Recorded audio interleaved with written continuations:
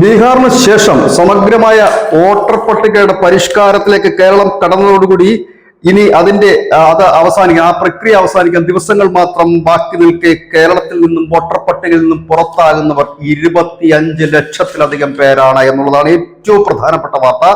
നൽകിയ ഫോമുകളിൽ 99.96% ഫോമുകളും തിരിച്ചെത്തി. 99.77% ഫോമുകളും ഡിജിറ്റലൈസ് ചെയ്ത് കഴിഞ്ഞിരിക്കുന്നു. അപ്പോഴാണ് ഏതാണ്ട് 25 ലക്ഷത്തിലധികം പേർ ഇപ്പോൾ വോട്ടർ പട്ടികയുടെ പുറത്തേക്ക് പോയിരിക്കുന്നത്. ഇതിൽ മരിച്ചവരുണ്ട്, സ്ഥിരമായി താമസം മാറിയവരുണ്ട്, മറ്റ് സ്ഥലത്ത് പേര് ചേർത്തവരുണ്ട്, അതായത് ഡബിളിംഗ്.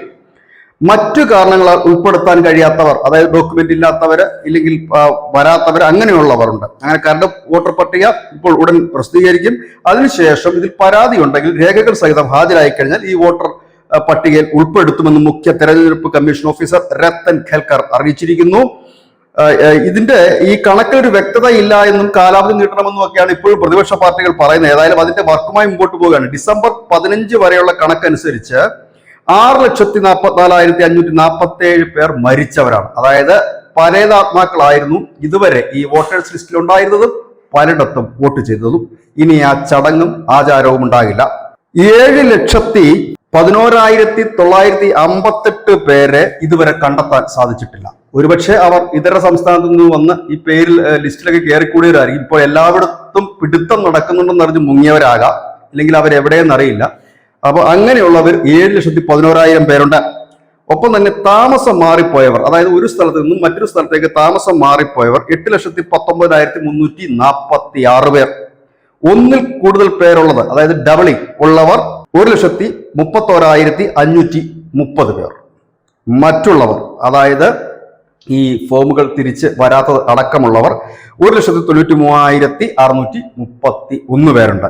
അങ്ങനെ ടോട്ടൽ 25,112 പേർ വോട്ടേഴ്സ് ലിസ്റ്റിൽ നിന്ന് പുറത്തായിരിക്കുന്നു. അവരൊക്കെ ഒരുപക്ഷെ ഈ തദ്ദേശ തെരഞ്ഞെടുപ്പ് വരെയൊക്കെ വോട്ട് ചെയ്തിട്ടുണ്ടാകും. ഇനി അവർ ഉണ്ടാകില്ല വോട്ട് ചെയ്യാൻ. ഏതായാലും ഏറ്റവും കൂടുതൽ വോട്ടേഴ്സ് ലിസ്റ്റിൽ നിന്ന് പേര് പുറത്തായ തിരുവനന്തപുരം ജില്ലയിൽ പെടുന്നവർ തന്നെയാണ്.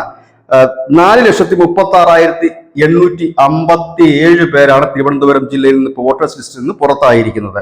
വയനാട് 63,114, കൊല്ലം 1,68,018, കാസർഗോഡ് 63,114, മലപ്പുറം 1,79,673, പാലക്കാട് 2,70,000, തൃശൂർ 2,56,842 പേർ, എറണാകുളം 3,34,962 പേർ, ഇടുക്കി 12,833 പേർ, കോഴിക്കോട് 1,94,586 പേർ, പത്തനംതിട്ട 1,948 പേർ, ആലപ്പുഴയിൽ 1,44,243 പേർ, കോട്ടയം 1,66,010, കണ്ണൂർ 89,932 പേർ.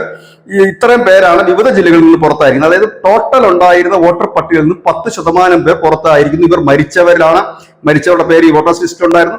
മറ്റൊന്ന് സ്ഥലം മാറിപ്പോയവരുടെ പേരുകൾ ഉണ്ടായിരുന്നു, ഡബിളിംഗ് ഉണ്ടായിരുന്നു. പിന്നെ ഒരു രേഖയും ഹാജരാക്കാൻ കഴിയാത്തവരും, മറ്റു പല കാരണങ്ങളാലും വോട്ടേഴ്സ് ലിസ്റ്റിൽ നിന്ന് പോയവർ, മറ്റു പല കാരണങ്ങളാൽ എന്ന് പറയുമ്പോൾ രേഖകൾ ഹാജരാക്കാൻ കഴിയാത്തവർ, ഇല്ല എന്നുണ്ടെങ്കിൽ ഈ ഫോമുകൾ തിരിച്ചു തരാത്തവർ, അങ്ങനെ ഉള്ളവരുടെ ഒക്കെ കണക്ക് സഹിതമാണ് വന്നിരിക്കുന്നത്. ഏതായാലും 2-3 ദിവസത്തിനുള്ളിൽ ഫൈനലൈസ് ചെയ്യുകയും വോട്ടർ പട്ടിക ഉടൻ പ്രസിദ്ധീകരിക്കും. കരട് വോട്ടർ പട്ടിക പ്രസിദ്ധീകരിക്കുകയും ചെയ്ത് പരാതിയുള്ളവർക്ക് രേഖകളുമായി ചെല്ലാൻ കഴിയും. ഏതായാലും 25 ലക്ഷം പേർ കേരളം പോലൊരു ചെറിയ സംസ്ഥാനത്ത് നിന്ന് വോട്ടർ പട്ടികയിൽ പുറത്താകുന്നു എന്ന് പറയുമ്പോൾ അതൊരു ചെറിയ കാര്യമല്ല. ബീഹാറിൽ നോക്കി വിലപിച്ചവരൊക്കെ കേരളത്തിലേക്ക് കൂടി ഒന്ന് കണ്ണു തുറക്കണം. ഇത്രയും പേർ മരിച്ചവരും, സ്ഥലം മാറിപ്പോയവരും, രേഖകൾ ഹാജരാക്കാനില്ലാത്തവരും, എവിടെ നിന്നൊക്കെ വന്നവരും, വലിഞ്ഞു കയറിയവരും ഒക്കെ കടന്നുകൂടിയ ഒരു വോട്ടേഴ്സ് ലിസ്റ്റ് ആയിരുന്നു ഇതുവരെ നമുക്ക് ഉണ്ടായിരുന്നത് എന്നുള്ളത് ഭീതിജനകമായ ഒരു കാര്യം തന്നെയാണ്. News desk.